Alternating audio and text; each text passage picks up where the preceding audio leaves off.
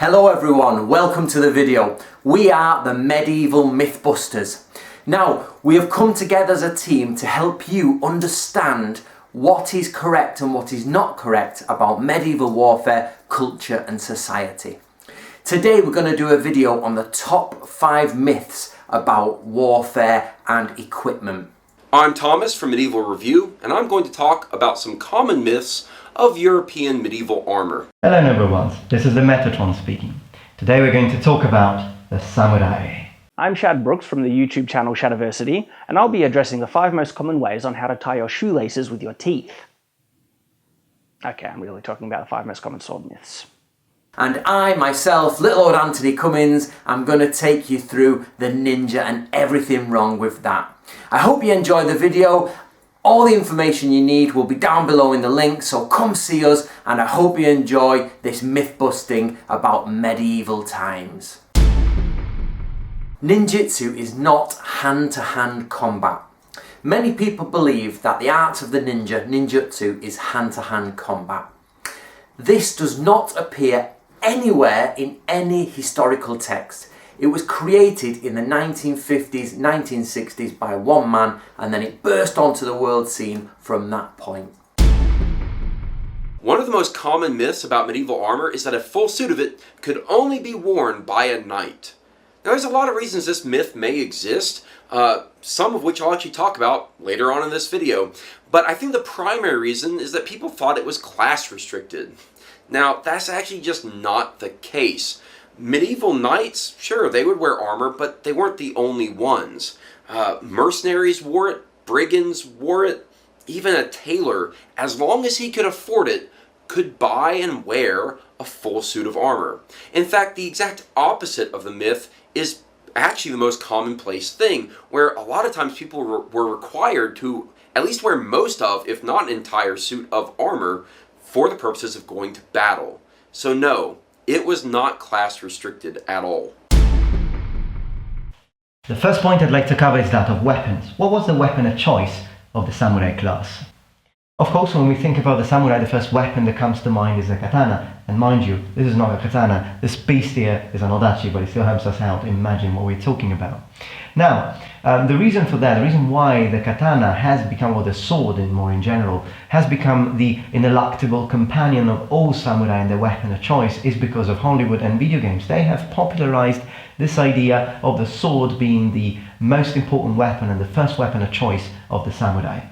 Now, the katana was an important weapon, it was an important symbol for the samurai class. It was the last resort, meaning that there were other weapons that would have been more important and effective on the battlefield. The katana was used and worn by the samurai while roaming town, for example. But on the battlefield, samurai would use either polearms, meaning yari, spears, and naginata, bladed spears, shall we say, and, most importantly, the bow, the yumi. Because please do keep in mind that the samurai were not only mounted forces trained for hand-to-hand combat, but they were also, if not primarily, archers, meaning ranged units.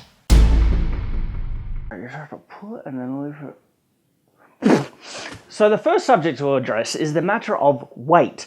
The weight of swords is very misunderstood. There are some swords that are considered to be crude and heavy and other swords that are considered to be particularly light and nimble. Now granted, there are some swords that look as light as they appear, for instance the small sword, but in regards to the standard one-handed and two-handed types of swords that you see in many different cultures, their weights are very comparable. Most swords weigh around 1.1 to 1.2 kilos. European arming swords, the average weight 1.1 kilos. The katana, that ranges between 1.1 to 1.3 kilos. The European longsword, that's about 1.1 to 1.8 kilos. The weight of the rapier also sits around that 1 kilo mark.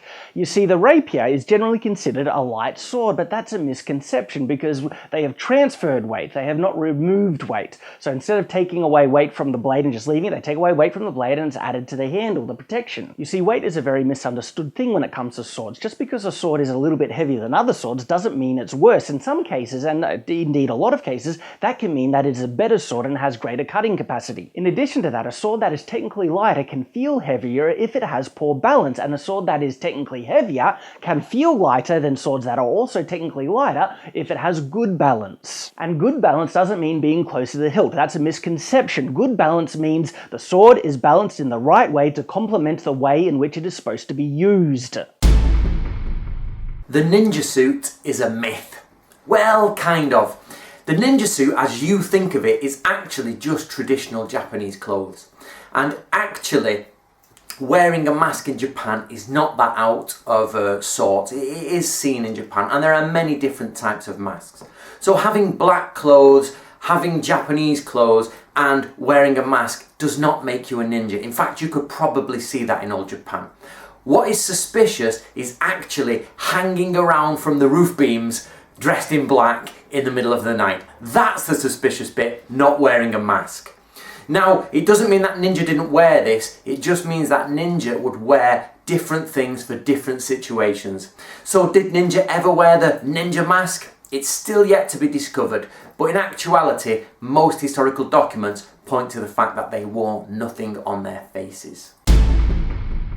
A lot of people think that armor in the Middle Ages was extremely heavy and limited the mobility of the person wearing it, to the point that they would actually need a crane to lift them up onto their own horse. But that's actually not the case at all. In fact, mobility and weight were key concepts in armor design. And throughout the entirety of the Middle Ages, someone wearing a full suit of armor of different varying types could weigh anywhere between 40 pounds to 70 pounds. That's roughly 18 kilograms to 32 kilograms. It's actually not as much weight as you'd think when it's distributed all over your body. To give you a modern day comparison, that 40 pounds is about what a modern day firefighter wears, and that 70 pounds, modern day military soldier. And they are both mobile, so the person in the Middle Ages wearing a full getup of armor, they could run up a hill, fight a battle, and even jump on their own horse. Well, maybe not so much Henry VIII, because he was a pretty large guy. He might have needed a crane even without armor. No sources to back that one up.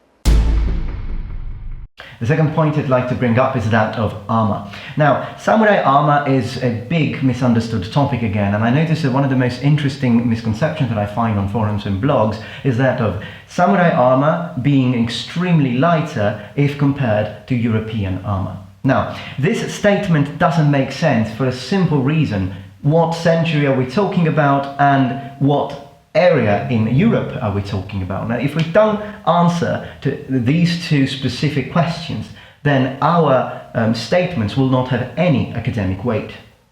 For instance, if we take Tosei Gusoku, or modern armor, so we are already in the 16th century, like the full set of armor that I own, that you can see here. This is probably the samurai harness that most people imagine when they think of a samurai. Now, this kind of armor, again 16th century, is a lighter counterpart if we compare it to same period European armor, so if we compare it to full plate armor. Now, the armorers in Japan at that time, they had started to tailor the armor at the waist, considering the fact that you would bear most of the armor's weight on your hips, supported by your core, which is a common point, by the way, with European armor. But samurai armor is lighter after all, mostly because of the fact that there is no mail underneath most of the times. The protection for the arms is basically cloth, little bit of mail, and some plates.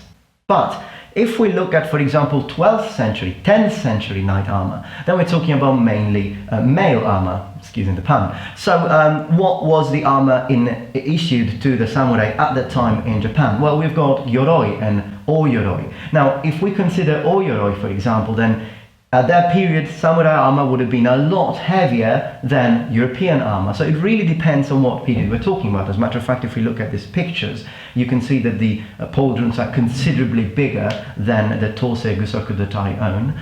And the door, or cuirass, is not tailored at the waist. It did not have that sort of technology at that time. Thus, most of the weight of the armor would be borne on the shoulders.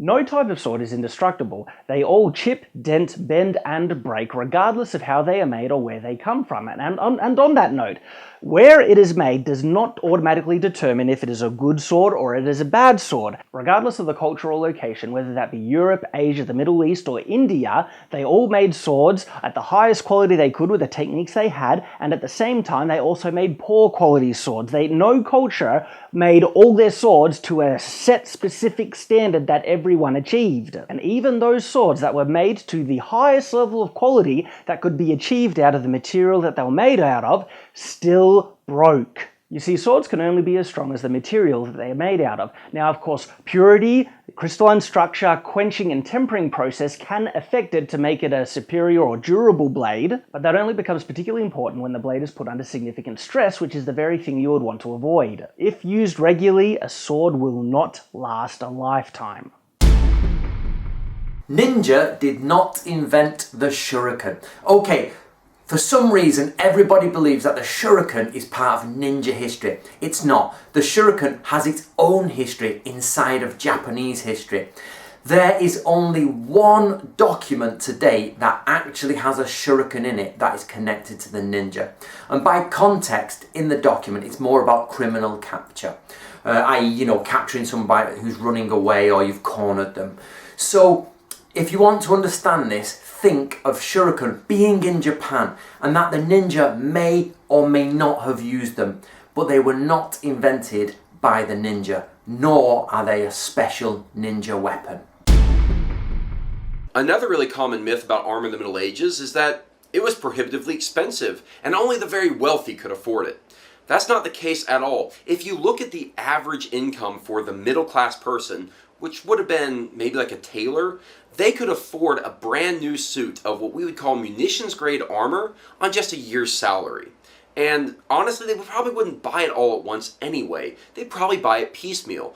Brand new breastplate and helmet, the key things you may need, that would only cost you about a third of your income. And your life depended on it. Think about what we buy today, cars and houses, and our lives aren't necessarily dependent on it because someone's not going to try to kill us with a sword. Now, you also have to keep in mind that there is a very lucrative used armor business. Repurposed armor, handed down armor, inherited armor, all sorts of armor was out there and available for people to get, and they could get it on the cheap. So no, not just for the very wealthy. Third point on this list, samurai did not practice karate. Most of the martial arts that we have in mind when we think of Japanese combat did not exist. Karate, to mention one, was introduced to Japanese isles from Ryukyu, meaning the area where Okinawa's main island is in the south of Japan, was introduced to the Japanese main islands around the 20th century, and it is a relatively modern martial art. Basically, the same goes for all Japanese martial arts that finish with the ideogram do, which means way, meaning inner way.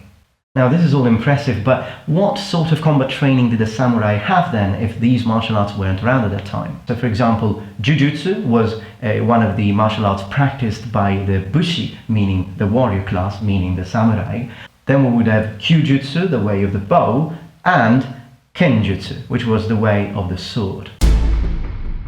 Sophisticated sword-based martial arts have existed in every single culture where they were prominent, not just in Asia. That includes Europe, the Middle East, and also India. And what's interesting to note about these martial arts is that there are a lot of similarities between the two, because at the end of the day, the sword is a sharp, metal, pointy thing on a handle. Now granted, these martial arts are very deep and sophisticated, but you do need to understand that any logical person, when they look at this weapon and try and figure out the best ways to use it from practice and experience from actually fighting this thing, many people from different cultures are actually going to figure out the same things. If you're ever in a situation where you need to use this weapon to save your own life, you're going to bet that people have practiced with them to make sure that they can use it effectively. So to think that there was any culture where swords were used to a significant level that didn't train or practice or figure out more effective ways in which to use them is completely ridiculous. You will find certain techniques in every single style, some that work better than techniques in other styles, and at the same time, in the same style, you will find techniques that work worse than other techniques in other types of styles. There was no one style that was universally superior than all other sword-based martial arts. And on that note, it isn't particularly the style that will determine if someone will be successful in it. It is the skill of the practitioner, okay? It is the skill that they have in their style that will determine if someone is successful at using it. The ninja is not the enemy of the samurai. This idea of samurai versus ninja is a myth.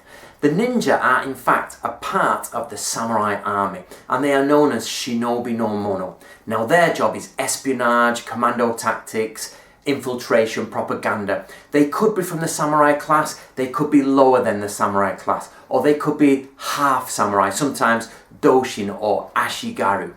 But the point here is that shinobi or ninja are inside of the samurai system. Vikings wore helmets with huge horns, right? No. In fact, historical records don't have any mention of that anywhere, and archaeological evidence, what little there is of Viking helmets, suggests quite the opposite, that they liked streamlined helmets that were very close-fitting to the head. So where did this common portrayal even come from? Thankfully, that's actually very easy to track. You see, back in the 1800s, there was a Scandinavian artist named Gustav Malmström, and he first depicted them as wearing helmets with huge horns. But that wasn't popularized yet. That didn't happen until Wagner put on his epic opera of Der Ring des Nibelungen. Yeah, it's kind of hard to say. But in that opera, he had a costume designer named Carl Emil Doppler. And Doppler made that image of the horned helmet the popular portrayal that stuck in the psyche of the modern man. And we've had it ever since. But no, Vikings didn't put horns on their helmets. They needed the horns for drinking their mead, right? Bushido. Did all samurai follow this honor code? Moral codes for the warrior class have been present since the beginning of samurai combat, but the code evolved and changed over time. What is important to say is that when we ask the question, did samurai follow Bushido, we should ask ourselves, what do we mean by Bushido? Bushido is a set of moral rules, but moral rules based on the morality of ancient Japan. So we do need to understand, I don't have in this brief video a time to explain all moral rules in ancient Japanese society. The most important thing was loyalty to your lord. Being loyal to your lord could have meant having to do things that normally a samurai wouldn't really do. Okay, so sometimes there is a balance that needs to be understood. Would a samurai do this? No, yes, not that easy to say. It depends on circumstances and it depends on the context.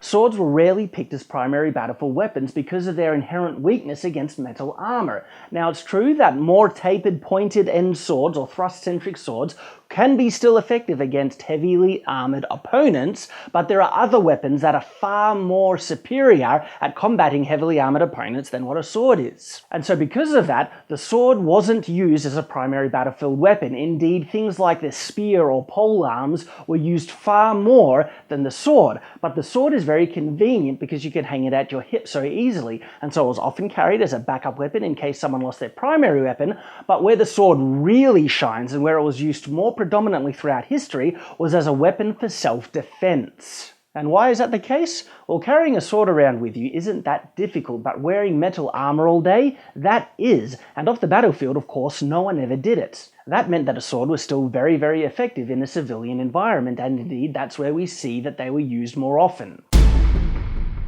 Right, the ninja are just not trained assassins. By that I mean they were not born into a family, they grew up learning assassination and then they were hired out to go and assassinate people. That's not true. The best way to look at this is like James Bond. James Bond is taken for his skill and ability and he's trained to be a spy commando, someone who infiltrates or also does classic spy work. Occasionally they will use James Bond to make an assassination. This is the same with the shinobi and the ninja. Basically, they are spies and commando infiltrators. Occasionally, they may be called upon to do assassinations, but it's not their primary role. What I think is the biggest myth about medieval armor is that the only good armor was made of metal. That's actually not the case. I mean, certainly, while the metal armor, such as mail or plate, were extremely good at protecting the individual wearing it, it wasn't necessary in all cases. In fact, a gambeson made of only 10 layers of linen, which isn't all that thick, about a finger's width, could actually stop a sword blow and protect the person from being cut. That's actually really impressive, and there have been modern tests done to actually test this with extremely sharp swords, and the linen will stop them. And only the strongest cut can really get through. So those glancing blows, you don't necessarily even need to have the mail for it. The problem was the piercing blows, the arrows, the thrust from a sword. Those where it really mattered to begin wearing some of that mail and a lot of that plate. But no, it wasn't just limited to the metal. Cloth could work just fine in a pinch. This brings us to our last point. Would a samurai use a gun? Now in this case, this is a Tanegashima Teppo, a matchlock type arquebus or musket, if you will. Now, I've read lots of people saying and stating that a samurai would never use a gun because it would be dishonorable. The guns were introduced in the 16th century, at the end of the 16th century, and from Portugal, Portuguese India, but yeah, from Portugal. And the Japanese loved them to bits. Japanese warlords started mass producing these. And who were they issued to? To the ashigaru, so the foot soldiers, and to the samurai class. Hold on a second. But a samurai is an honorable warrior. He's following Bushido. How can their warlords give them this weapon which is dishonorable? I mean, it's a heinous thing to just take advantage of distance and shoot them. Absolutely not. A samurai, again, is a ranged warrior. You shoot them with an arrow and you kill them. You shoot them with a gun and you kill them. To the Japanese warlords, that didn't make much difference at all. Yes, the samurai were issued these. They were banned eventually in the Edo period, but that's because it was a period of peace, so you don't really need these in a period of peace. But during the Sengoku Jidai, the Sengoku period, Oda Nobunaga used these. He issued his samurai. Even the Takeda clan announced, less spearmen, more gunmen. How a sword is manufactured has no relevance at all to how sharp it can become. Where it does become important, in regards to its manufacturer, is how long it will be able to maintain that sharpness. And that means you can have a sword that is made out of pure iron and have it be just as sharp as a sword that is made out of properly tempered carbon steel. The iron sword will simply lose its sharpness quite quickly in comparison to the other type of sword. And on that note, you don't always want a sword to be as sharp as it possibly can be. Why? Because the sharper the sword is, the more fragile the edge is as well. And so if you want an edge to be more durable, you wouldn't make it as sharp as it possibly could become. You see, a sword does not need to be sharp enough to shave with to do the damage that swords are commonly ascribed to being able to do. Sharp enough is sharp enough, and anything more than that is actually overkill. I hope you enjoyed that. We've had Metatron, we've had Medieval Review, and we've had Shad, all of us doing our own subjects. I hope you've enjoyed it. Please, if you're interested, click below. There's links to everyone's channel there because we've all shared this on our channels. If you enjoy medieval history, pass this around and we will do more collaborations in the future with this medieval myth-busting team. So I hope you enjoyed it and I hope you have a good day. See you later.